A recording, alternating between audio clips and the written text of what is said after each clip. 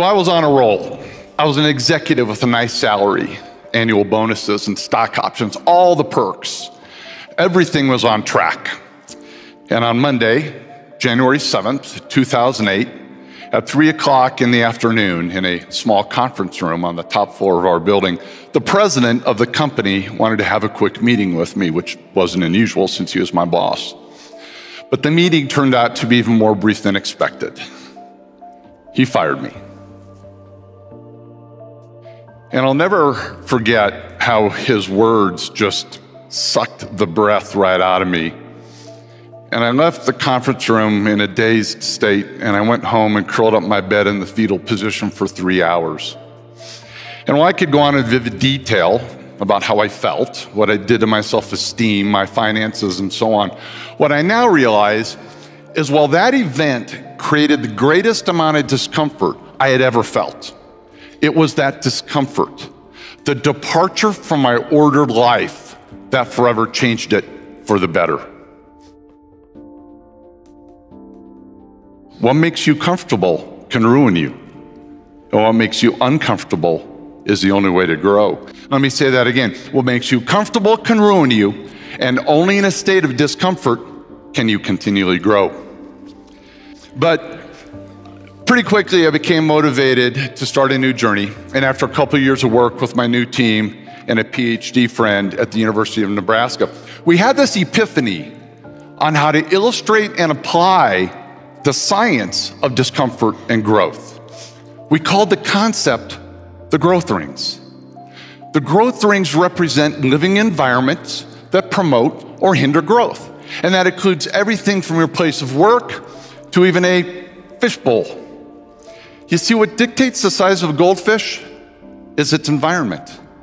And while this goldfish lives in a very safe environment, it's also very limiting in most every way. And when placed in a more robust environment, like say a small pond, this can be the result. Now it also means he could be eaten. But friends, this is you. The environments in which you work, live, and play, they're all a proverbial fishbowl that dictates your growth. So the first growth ring represents a low-performing, low-growth environment called stagnation. Stagnation is understood by having to follow too many steps and permissions and minutia that stifles creativity, independent thought, and action.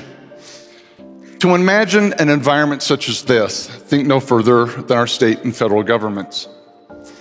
Now, the antithesis of stagnation is chaos, also low growth and low performing. Chaos can be caused by internal or external events or conditions.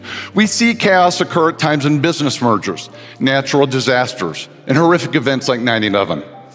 Chaos is having zero predictability or control over inputs and outcomes. Coming back down the growth rings, next to stagnation is the most desirable environment, order. Order is knowing that what you do or what is happening in your environment leads to a predictable outcome. And in predictability, comfort is found. But comfort is also what makes order so dangerous, because science shows that anytime you continually do something or even think about something the same way, you'll eventually stop growing. And this applies to every living thing.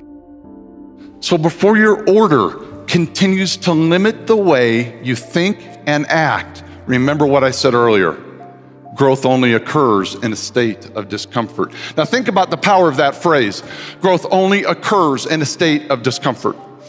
I can unequivocally state I wouldn't be standing on this stage today without my uncomfortable, order-disrupting day 9 years ago. When you feel discomfort hit, that means you've entered the complexity ring.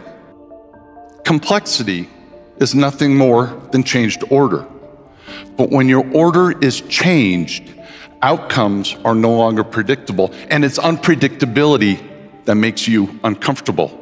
And while most times your visceral response to discomfort is not just no, but hell no, you can actually learn how empowering it is to consciously acknowledge discomfort and then, when appropriate, choose complexity over order. And I know seeking discomfort sounds odd, and not many people do it. But you have to learn to embrace it, because it's the only environment where sustained or exponential growth can occur. To weave high-growth complexity into the fabric of your lives, there are 3 primary ways it can be triggered. Complexity trigger number 1 is it can be forced upon you. When I got fired, I didn't have a chance to stay in order. Complexity was selected for me. And when this happens, how much you grow depends on how you respond to it. Now, I could have remained angry. I could have used it as an excuse. But what I actually learned is that I suck as an employee. And I'm much better off accepting the risks of running my own company. Complexity trigger number 2, someone can help you get there. This is the role of parents, teachers, coaches, and bosses, because left on their own, people will consciously or subconsciously select the comfort of order. And they then need to be pushed into complexity in order to continue growing. Okay, but what if you're not lucky enough to live or work in a robust, high-growth environment? What if you're stuck in order, or even worse, stagnation? Well, the great news is everyone can trigger complexity at any time. So complexity trigger number 3, trigger it yourself. Take a journey with me back to Montgomery, Alabama in the 1950s. Imagine, if you will, a young girl who's black, and she attends an all-black high school. And she takes a city bus to get there and home, which wasn't unusual in that era. And on March 2nd, 1955, she boards the bus to come home from school, and she sits near the back in the first row of seats where blacks were allowed to sit. And as the bus continues to fill with white people, there's eventually no more room in the front of the bus. And according to local law, she needed to move further back to create room for white people to sit. You see, Montgomery had an order in place that, when followed, led to a very predictable outcome: repression of people with little conflict. But 15-year-old Claudette Colvin had just spent the last month in high school studying Black history, and she was understandably fed up with the historic and existing atrocities. And so on this day, she decided she didn't like Montgomery's order. And by refusing to give up her seat, she sent a community, our laws, and our entire country into complexity. Yes, 9 months before Rosa Parks made her famous decision to stay put, it was a 15-year-old girl that was handcuffed, dragged from the bus, and taken to prison. It was Miss Colvin, not Rosa Parks, who first fought the law, and by the way, was also the star plaintiff to testify in the famous lawsuit that went all the way to the U.S. Supreme Court.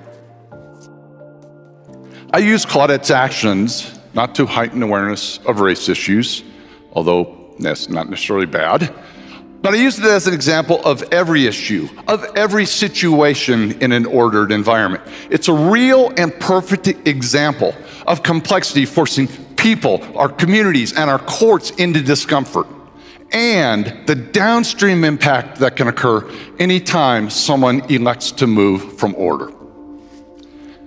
Dr. Serene Jones, in a recent book, summarizes this concept very eloquently. She said, "The constant facade of order hides the wilderness that is craving to seep out and teach us that life wasn't created to be what we think it is. Beyond words, we must experience the wilderness to be taught what cannot be otherwise known." It's not the discomfort of losing a job.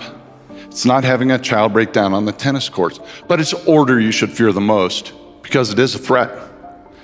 And order disrupting people, and maybe even a few of you have already proven. Now think about this.